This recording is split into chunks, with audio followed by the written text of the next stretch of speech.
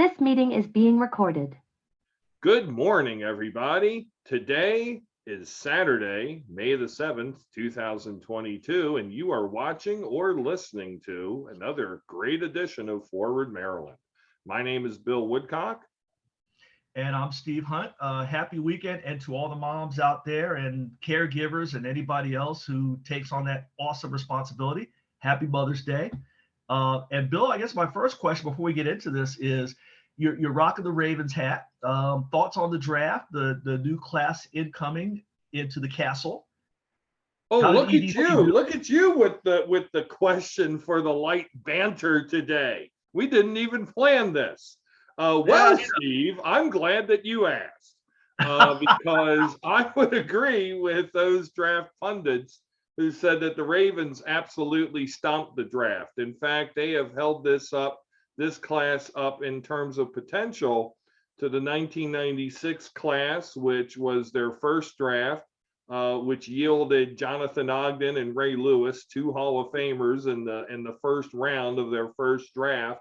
And the 2018 draft, which brought the Ravens Lamar Jackson, who, remember, was the second pick the Ravens had in the first round, and we had to trade with the Super Bowl champion Eagles to get that pick, and Mark Andrews, the multiple-time Pro Bowl tight end for the Ravens. It was a very strong draft, top to bottom. I love the two picks. I had no idea that Kyle Hamilton, that safety the Ravens always wind up having a little smorgasbord of multiple people to pick from. Yeah. So Kyle Hamilton coming to them from Notre Dame to play safety gives the Ravens a lot of options. If they decide to keep their one starting safety, Chuck Clark, it means their nickel defense can be quite dynamic. You could either put three safeties with Clark and the new safety they signed as a free agent from New Orleans, Marcus Williams, on the field, along with Marcus Peters and Marlon Humphrey. So I'd like to see anybody try to throw on that fivesome. Or they could go with three cornerbacks, so you could have Humphrey, Peters, and a Brandon Stevens or Amon Marshall, or one of their two new draft picks, along with two of the three of Clark, Williams, and Hamilton. Hamilton, is a thumper and a ball hog. So we have a very good. My favorite all-time Raven happens to be Ed Reed, and I'm not sure that those are big shoes to fill, but we'll see. Tyler Linderbaum, the safest position of any position in the first round to get a guarantee for a second contract is center.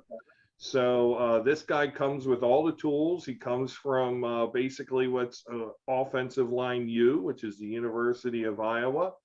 And he'll be able to anchor a line, which, given the Ravens draft, has gotten big and nasty thanks to this draft, the last draft, and with the return, hopefully, of Ronnie Stanley from injury to anchor down left tackle.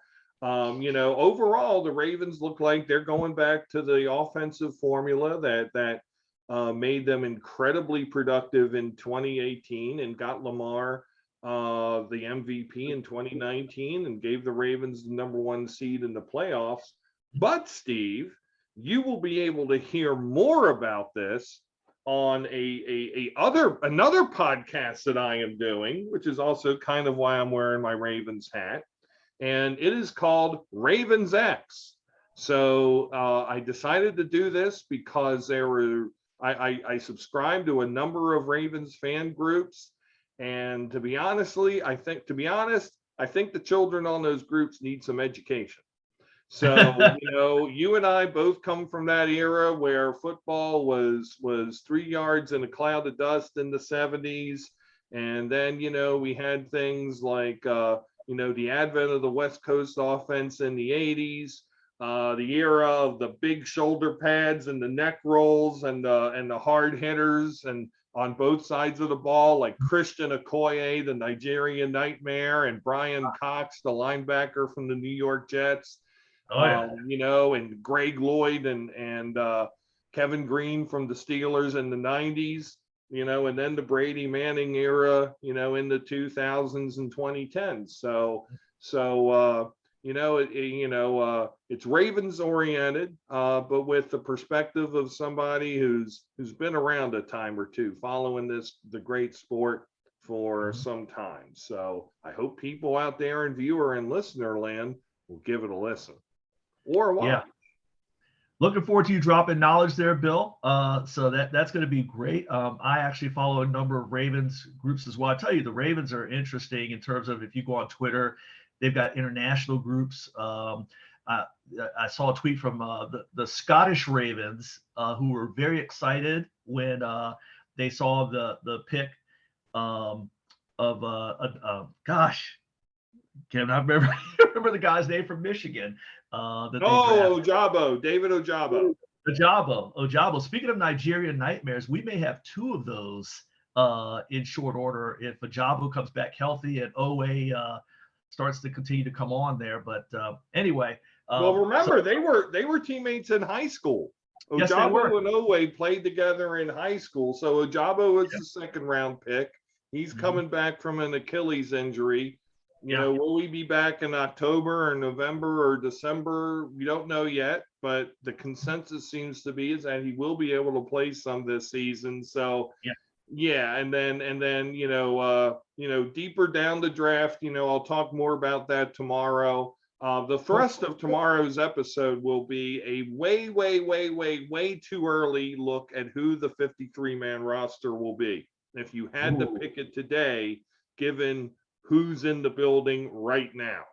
So it was a great exercise to look at both the team's strengths and where there are going to be opportunities, not just for, you know, the draft picks, but all the rookie free agents who the Ravens signed, and also to pick up veteran free agents as the summer and early fall goes on. So it'll be good watching or listening. All right. I'm a Ravens fan, so I can't wait. So excellent. So that is not the point of today's podcast. So let's get right to it. So this, you know, neither of us is Monica Biddix, our guest, and we, as you can tell, hopefully she will be with us next weekend, but she could not join us today. You know, so we hope she's doing well and feeling better. And, you know, hopefully we're looking forward to our conversation with her next weekend, because we think we're really in for a treat to talk with her. But we would like to, you know, always flexible, and in the spirit of the show must go on, we do go on with our May Gubernatorial Top 10, which was to be the topic for next week's podcast. And in fact, it was going to be a conversation with Monica, part of the conversation with Monica for today.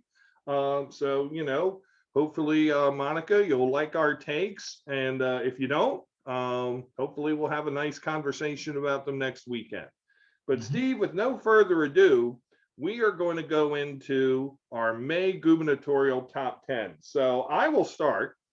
And, you know, I will say overall, I mean, we're now a little bit more than 2.5 months, or we're about 2.5 months from the primary.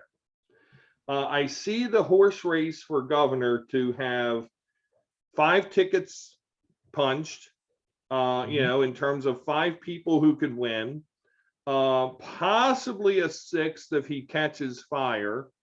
And, you know, whereas I would like to see the person I have in number 7, you know, be also someone who catches fire, I understand that would have to be a, you know, quite a thing for this person to go. But we do top 10.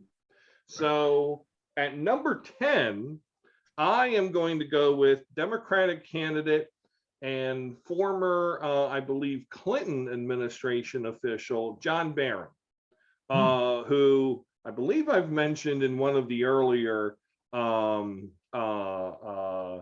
episodes and put him in at number 10. Robin Ficker is out of it, literally and figuratively. He was number 10 last time. And, Steve, the 90s pop song World of Human Wreckage, really applies to Robin Ficker. Dude is human wreckage. Go back with your cap teeth and heckle at Les Boulets games and go have fun doing that.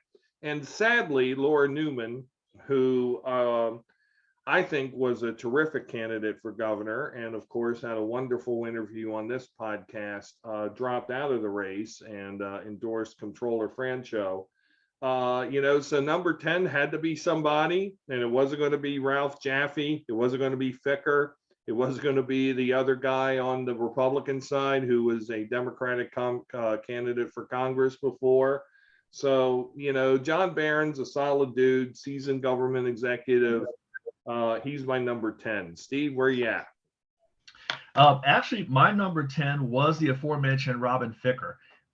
And again, we've got to have a top 10. And, there was an open slot because of the exit of Laura Newman, who you just mentioned. And we obviously wish her well in whatever it is she does next. I think she's a quality person, and she has a lot to give to the state. Robin Ficker, I guess the highest compliment I can pay to Mr. Ficker is that this time around his campaign is not a total dumpster fire. It ain't great. He's not going to win, but he's actually, I want to say quietly, but Robin Ficker, not exactly a quiet guy, but he's not running a horrible campaign. And I think that and this is a little bit of a tease for later, he may enter the territory of spoiler and take votes away from one of the two top tier Republican candidates that could impact the race. So, I have him in at number 10, and I just you have to have somebody there, but I have to give a little bit of, I can't slam Robin Ficker is the best way I can describe it, because he's actually not running a horrible campaign. He's getting out there. He's got a message. He's consistent, and where he stands, and he's not going anywhere, so we may as well get used to him. The concept of him being a spoiler is a good one, but when you look at him being a spoiler, I'm thinking, who does he take more votes away from? Oh, we'll get to that.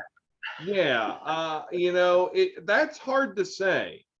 I actually think he takes votes away from the more conservative candidate, and we'll talk more about that later, although it shouldn't be a mystery who that is. But I don't think it's enough. It would be enough to tip the scales. But, time will tell, and we shall see. Steve, who you got at 9? 9, I have John Barron. I actually, he's not somebody I was paying much attention to, but as the race has gone on, and who just seems to just hang around, and they just keep doing things that at least make them not a top tier candidate, but certainly viable, certainly not somebody you maybe look at and say, why are you still here? He's done a good job. He's raised money. He's out there to campaign trail. And to your point, he brings a lot to the table. And I think that not enough people for him to win, but I think there are people who are looking at him like, maybe this guy, he has a lot going on here. So I have him at number 9. Good call. As I update our socials, or at least our Facebook, to make sure people know we have a change in program for today.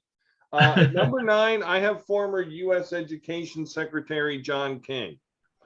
And I was tempted to put Mr. King higher, because I'm looking at a Maryland Matters post last night that mentioned that when people just when a poll was done and people were just given names, and then selections were followed a certain pattern. You can go to Maryland Matters and find out for yourself who was first, second, third. But then when people's names were mentioned, when their most recent name title and their most recent job was mentioned, John King was like second in that listing. So I have a feeling that if he gets his name out and uses whatever remaining resources he has to, increase visibility, the all-important voter ID, he could, he can carve out a top tier finish. I mean, at least a top 5 finish possibly in the Democratic primary. But I'm concerned that he doesn't have that much in the way of resources. I mean, his lane seems to be filled by Wes Moore, and I just don't see him being able to overcome that. So I have him as number 9, although, next to Laura Newman, he's probably the candidate whose fortunes should be much better because he has much more to offer. At number 8, I have a former guest on this podcast and friend of the podcast, Ashwani Jain, whose tireless efforts to crisscross the state continue and are going, as he promised, all the way through the July primary. I can't help but think that his work is going to pay off, much as another candidate in the primary in 2018, Krishna Vignaraja, came from nowhere, and I believe finished, what did she finish, 4th or 5th in that primary, and 3rd out here in Howard County. Yeah, did well in Howard. So again, low finance, not well financed, a lot of shoe leather and shoe rubber, grassroots organizing and campaigning. Again, I can see where he can break into the top 5. But I have him at number 8. Steve, who you got? Ashwani Jain at number 8. And everything you just said, and let me tell you something. I live in a residential neighborhood. I don't know if we are a vote-rich area, as some people like to call it, but residential area, a lot of families, and the polling places definitely see their share of traffic on election day. And in my neighborhood, I don't know about yours, Bill, but in my neighborhood, there's been one candidate of any sort that has knocked on a door, Ashwani Jain. There is one sign in my entire neighborhood. It's Ashwani Jain's. So clearly, Mr. Jain is putting in work, to your point. And, we are in May. This is May 7th. And, sure, if you're like unopposed for the nomination, you don't have to get out there and do all the stuff yet. If you're cruising all the way through, we have a state senator, in our district who is unopposed all the way through the general election. Okay, fine. But if you're one of these lower tier gubernatorial candidates, if you're in Howard County running for Board of Ed or House of Delegates District 13, or maybe the county executive, the way that race is going down, the fact that I'm seeing no signs of y'all out there, where are you people? At some point, a door knock, a flyer, some sign of, you're really trying to get back in the game. I'm not seeing it except for one Ashwani Jain. So I put him at number 8 with a whole lot of props for the fact that man is putting in work. So Ashwani Jain, you keep doing what you're doing, man, because you're doing it the right way. You're putting in the work, and nothing but respect. Indeed. Yes, sir. Where are you at number 7? Number 7 is, it's funny, my 7 and 6 I was kind of back and forth with, but I'll start with 7, and that is former Maryland Attorney General, Democratic candidate Doug Gansler. I had him there last time. I have him here again. And, you talked about candidates catching fire. He's one that maybe could, although, we're in May. I don't know if we're past catching fire time. You talked about, putting names out there, and I talked last time about putting resumes out there. And this is a name and a resume that should be in a lot better standing than it is. But the facts are the facts. What does the old sports say? You are what your record says you are, whatever that is. And I'm just not seeing anything out of the Gansler campaign that says late surge, to the top tier and a potential W in July. I'm just not seeing it. And we don't have the latest financial figures. His January number was not good. Maybe there's an eye-popping number that comes up that makes me reevaluate my opinion, but I'm just not seeing it. Bill, who you got? My friend? Well, my number 7 is also former Maryland Attorney General Doug Gansler, and wow. I thought he was a great guest on the podcast. Really enjoyed talking with him. I mean, I know I did. I can't remember if you did, Steve. Had him as high as number 2 and had him as the logical alternative to Comptroller Peter Franchot.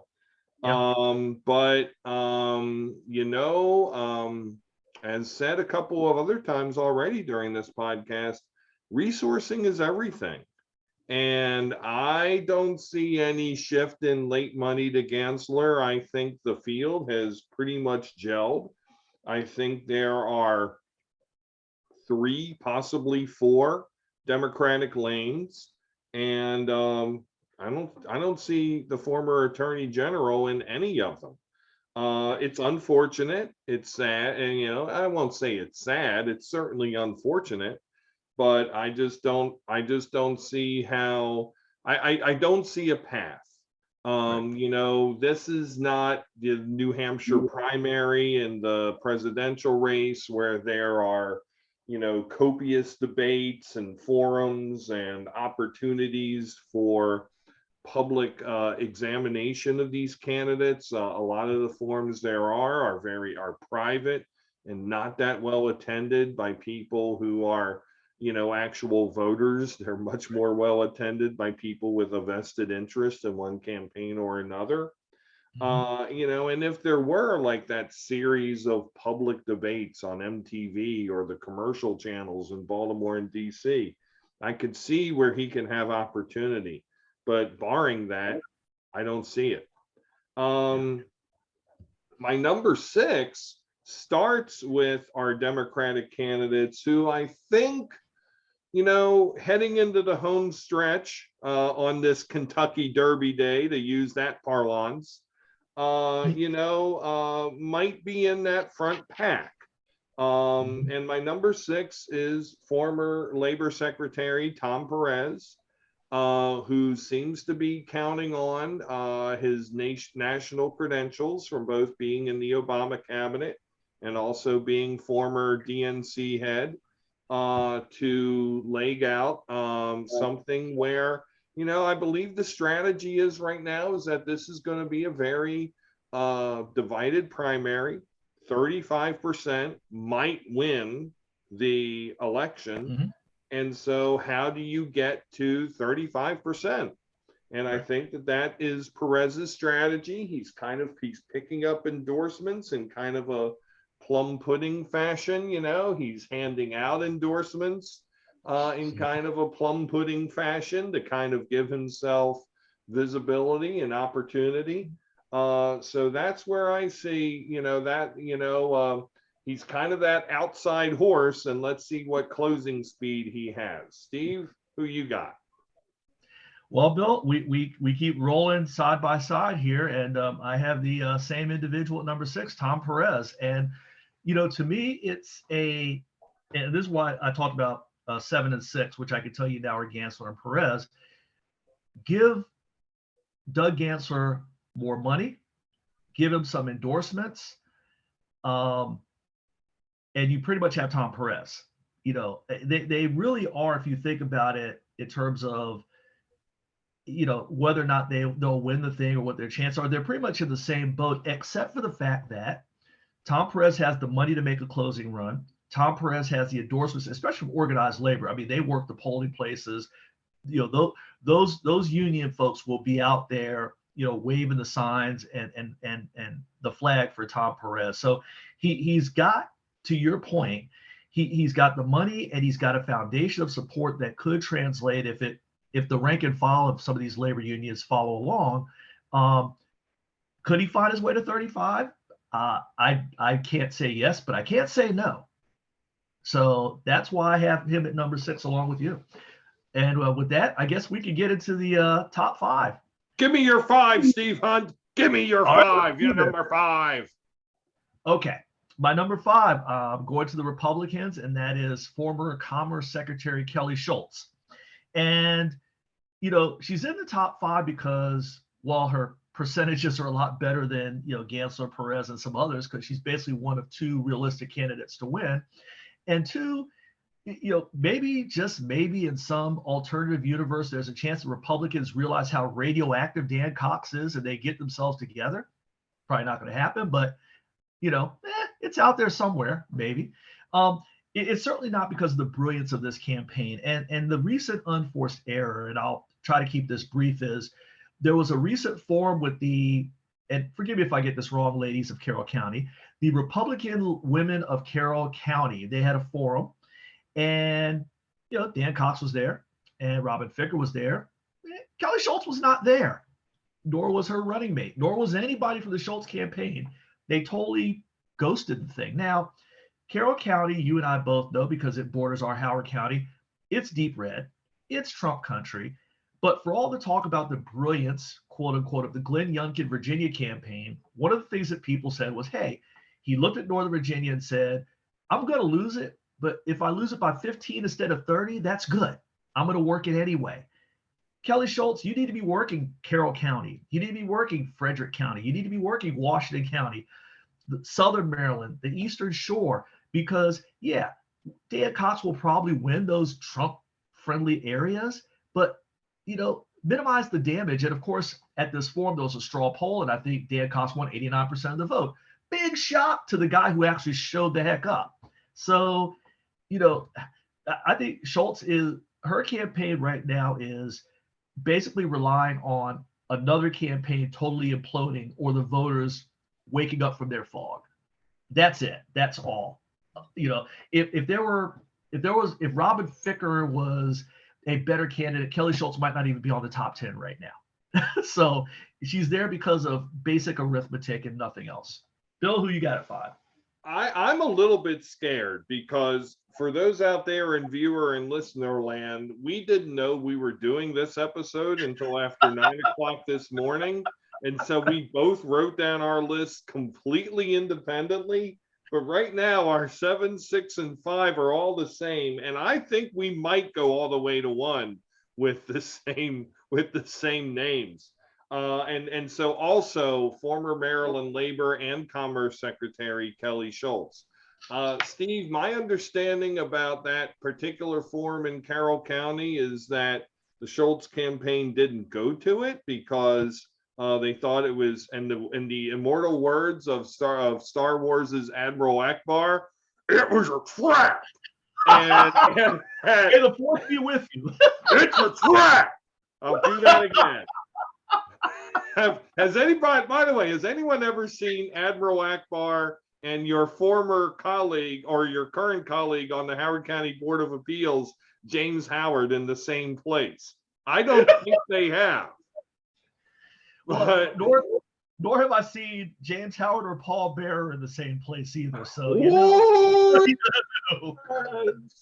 So at any rate,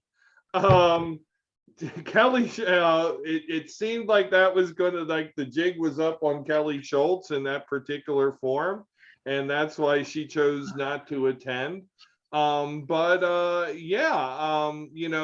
still does have to be concerned because, to your point, thou must walk through the darkness of the valley of death if you're going to get elected governor of this fine state.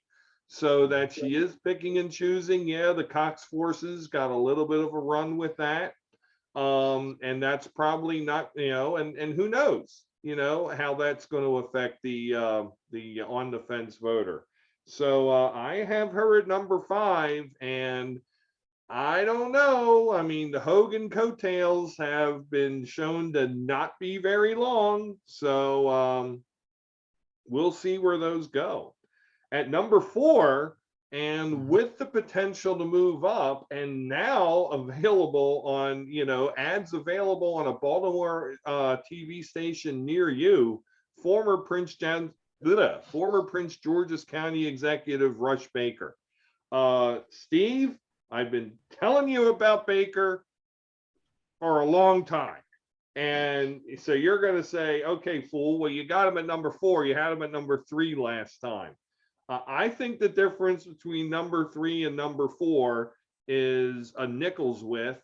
Plus, Baker takes a different lane. The candidate who I have at number 3 is kind of hogging the progressive lane. Baker's lane is not that lane. Baker's lane is more the Peter Franchot lane, is more the centrist, moderate, competent executive lane.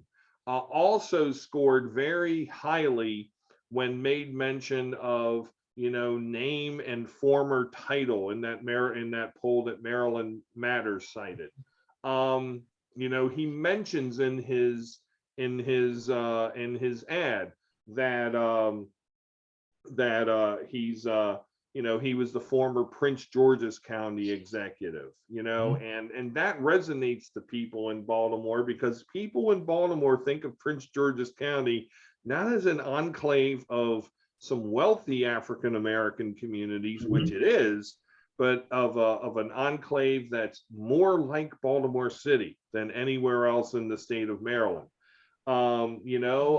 Somebody who runs a local Maryland politics Facebook page, who I don't believe likes very much the individual I'm going to mention, was talking about the influence of former Franchot Chief of Staff Len Foxwell on the Baker campaign.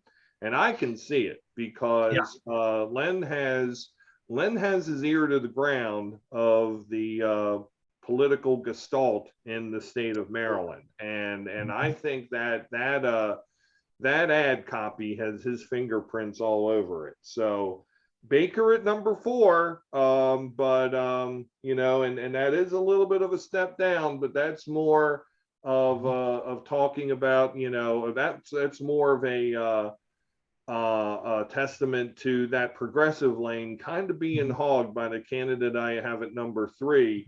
But I would say that Baker, the candidate I have at number 3, and Franchot, again, going back to my horse race analogy, are maybe separating from the pack a little bit. And in the last couple furlongs, it's the 3 of them. Where are you at, Steve? Well, I'll meet you in the middle, but if I end up at the same place, I will make it a step up for Baker. And you're right, that Baltimore ad, which was, in my humble opinion, a great ad. And, Rashawn Baker is, the thing about Rashawn Baker, it's one of his good qualities, but in politics, it doesn't necessarily help him or benefit him, is he's a pretty understated guy. He's not going to rouse up a crowd with this transformative. He ain't Obama. Let's just put it to you that way, or Bill Clinton, who's going to fire you up with this, amazing prose like maybe our candidate at number 3. He quietly rolls up his sleeves and gets work done. But that Baltimore ad may have been as animated as I have seen Rashawn Baker. I mean, when he says they don't give a damn, I'm like, wait a minute, Rashawn Baker knows any 4-letter word? Wow. So I mean, that ad was like fired up Rashawn Baker, and I was, first of all, I was stunned, because I followed the guy going back to his Prince George's County days, and I was very impressed. I mean, that ad hit hard, and you're right about Prince George's County and the oppression, and really, and our friend Richard Shea Elliott could also talk about this. If you take the Beltway, it basically dissects Prince George's County into 2 counties.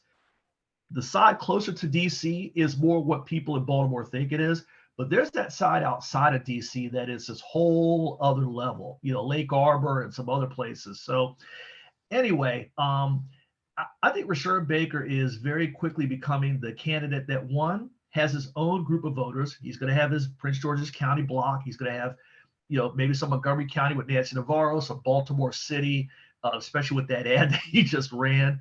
But then to get to that 35 you talk about, I can see him becoming the fallback candidate of other people. Peter Franchot people who are squishy about the Hogan stuff, and maybe they would want to look at somebody else. That might be Rashawn Baker. Wes Moore voters who are like, is this going to be a repeat of 18 and 14 if we send this guy into the fall? What about this Rashawn Baker guy? Perez and Gansler voters who love their guy, but they figured he ain't going to win. So who is like them that we might want to look at? Rush Baker. He is becoming that person very quickly. And Bill, I got to give it to you. You were on Rashawn Baker's case. You were on it for a while. You could say I told you so all you want, my friend, because I'm with you now. He is right there. He has found his way. He's coming. We're Kentucky Derbying in this thing. Coming around the home stretch, he's in the lead pack. And how he got there, I have no idea. He just quietly found his way there, but he there. So he's my number 4. Bill, give me number 3. I think we're rolling together on these guys. Me giving number 3 or you giving number 3? Me giving number 3 because it's your turn. You know what? I'm going to give it, but it sounds like you've got a lot to say. So I'm almost certain we have the same guy. I'm going to be quick, and then I'm going to step aside here. Okay. So my number 3 is Wes Moore, and quite frankly, I almost put Rashawn Baker at number 3. So I'm with you. Nickels amount of difference between those two. Wes Moore's got the money. He's got the endorsements. He still seems to have the energy in certain corners. But, it's what's that old saying? It's, your support is a mile wide and an inch deep. I'm starting to doubt that. I think there could be some people in July as we get to the primary day who say, this could look like 14 and 18 if we send this guy. We might want to reevaluate. As exciting as he seems and he makes these great speeches, especially if it's a Kelly Schultz, do we want to send this guy into the fall? I don't know. So he's my number 3. Bill, all yours, my friend. So when I first came across the candidacy of Wes Moore, who is my number 3, I thought to myself, how do I know him? Because he looks familiar. And I looked through his biography, and I can remember when I met Wes Moore. And it was when he was I believe he was on O'Malley's staff. And he was and O'Malley used to have an annual fundraiser in Baltimore City at one of a number of different large capacity music venues, and I remember now not just seeing Wes Moore but talking to Wes Moore. I remember he's a fellow Johns Hopkins alum, very dynamic, energetic, charismatic person. I would love for Wes Moore to hold elected office in the state of Maryland. I will tell you what elected office I think Wes Moore should hold in the state of Maryland. I think Wes Moore should become the congressman in the 3rd Congressional District, because the current Congressman John Sarbanes, has done absolutely zilch for the people of the 3rd Congressional District, and he is not there for any other reason rather than to hold a seat that, and I guess go by a family tradition. His father, Paul Sarbanes, was a long-term 30-year U.S. Senator of, the Sarbanes family being in Maryland politics. I don't even think John Sarbanes is the best of Paul's sons who should be in elected office. I'm a Michael Sarbanes fan myself. And, the 3rd district was basically drawn, and we got the O'Malley bug splatter 3rd district that was mocked and ridiculed nationwide. For what? Yeah. For this guy? We're not talking about a future president. We're not talking about a future president here. We are talking about somebody with the dynamism of a wet piece of cardboard on the side of a road. And that's John Sarbanes. And that's like an energetic impersonation of John Sarbanes. I'm sure he does good constituent service. I'm sure he's very responsive to people. But name for me one accomplishment that he has taken sole responsibility for, that he is known for in all the time he's been in Congress. I could get behind and I can get energized behind Wes Moore running for the 3rd CD. I cannot get behind Wes Moore running for governor because we saw this before. And this movie was called Ben Jealous 2018. So to all my progressive friends, including my friends who are not so progressive, who are supporting Wes Moore because he's a fresh face, he's a new thing. No, we did that. It didn't work out so great. The guy lost 57-43. Let's not do that again. Let's take this seriously and let's go with somebody who could win. I think Rush Baker could win. I think the guy I'm going to mention at number 1 could win. Wes Moore, I think, will get sliced and diced by a Republican communications network, which once they see him as the Democratic nominee, this race will go from lean Democratic to toss up. National money will pour in. Of course, Trump has already endorsed Cox, and they are going to be gunning to keep this state house. End of story. Mm-hmm. And then at number 2, I have the aforementioned Dan Cox.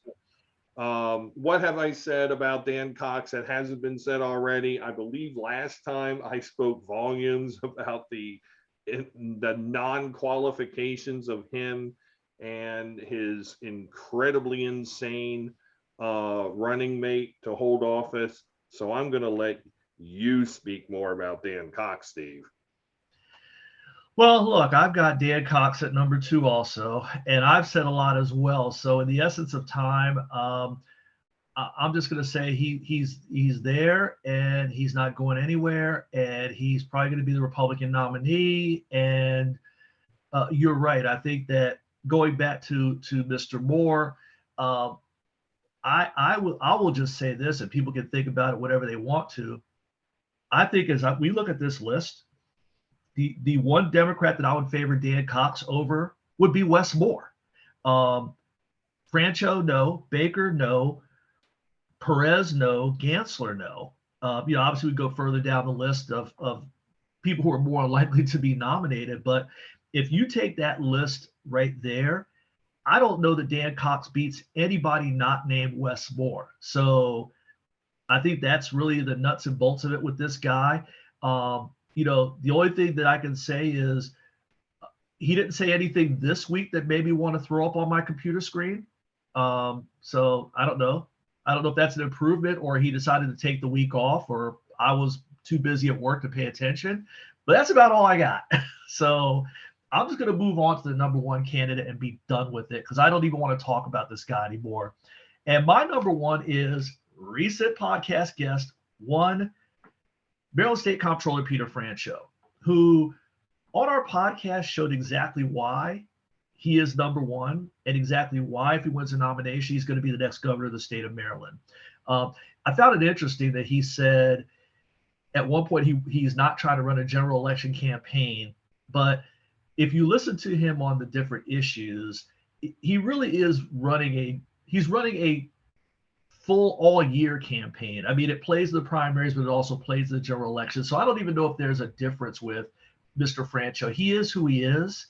And the one thing I give him credit for is, unlike, especially on the Democratic side, a lot of people who, try to make themselves into something else just to get nominated, they try to find their way back to who they really are. He's running as Peter Francho. Take him or leave him. What you see is what you get.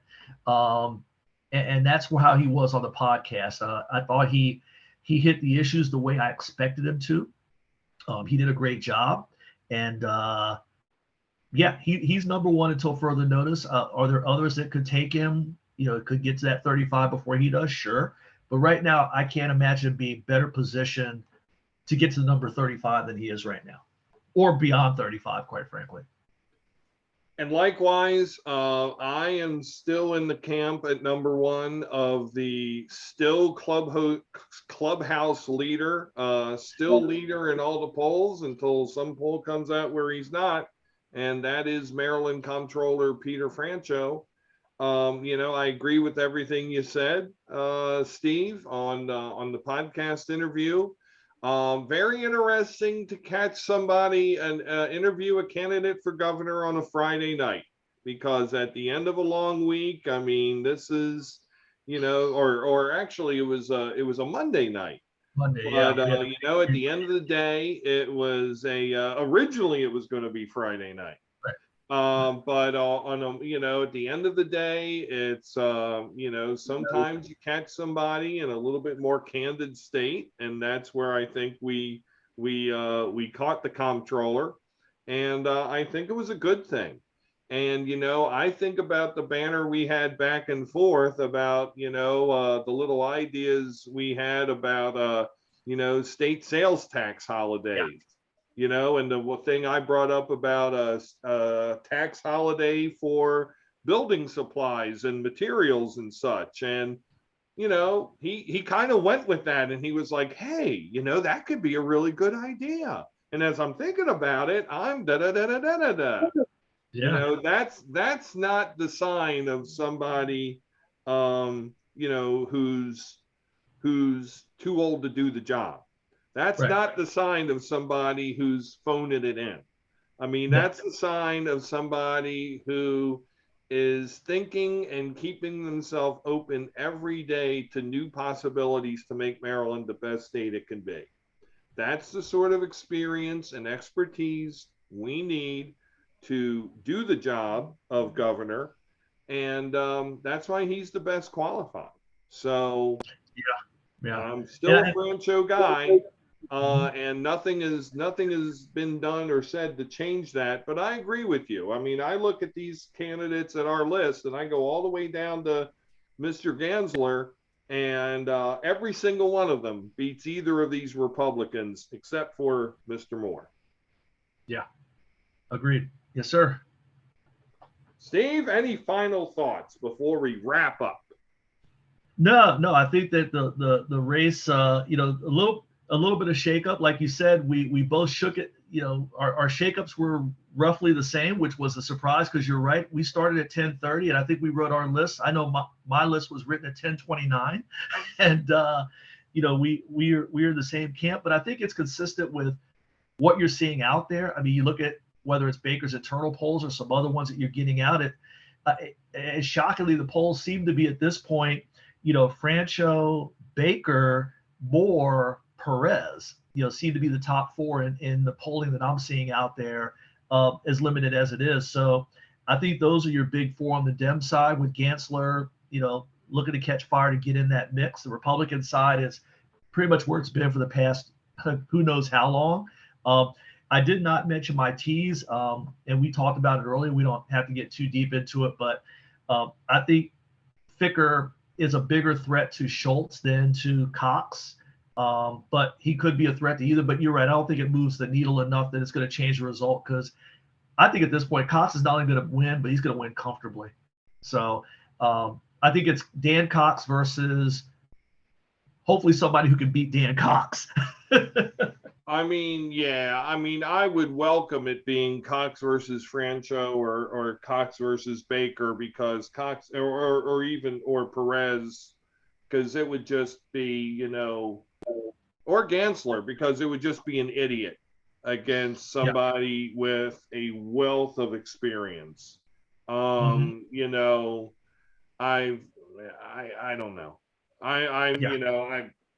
said all I'm going to say on the matter. I'm not going to run Mr. Moore into the ground. He's a good man. Like I said, I think there's a place for him in Maryland politics.